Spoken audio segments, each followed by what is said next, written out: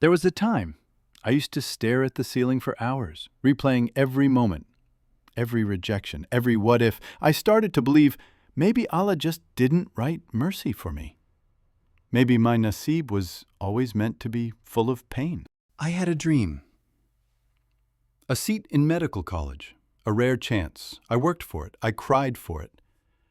But my parents, they said no. Too far, they said, not safe, and just like that, it was gone. Everyone else moved on. I didn't.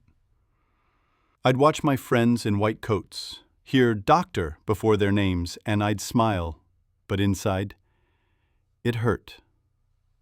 Deep. I wasn't someone who cheated or hurt others or went astray. I just wanted to do something good. So why did Allah keep closing the doors? I started blaming myself. Maybe I wasn't enough.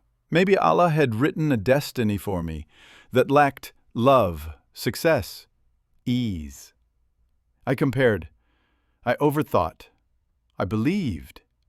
Maybe this is just who I'll always be, a shadow behind everyone else's light.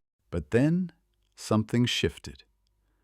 It wasn't dramatic, no lightning, no sudden success, just a quiet breaking. I realized I was waiting for life to change, but Allah had already given me the rope. I was just too tired to hold on. My mother once said, when everything feels like it's slipping, hold on to this. Hasbiyallahu, la ilaha illa huwa. Alayhi tawakkaltu, wa huwa rabbul arshil azim. So I started, 100 times a day, some days in tears, some days numb. I didn't expect anything. I just held on.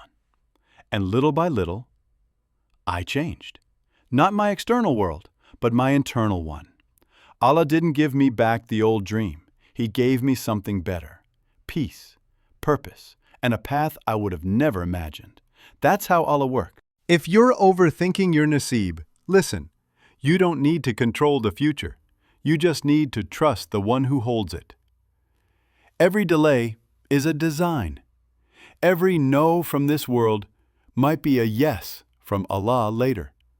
Hold on to Him, even when it hurts, especially when it hurts. Subscribe for more real stories of healing,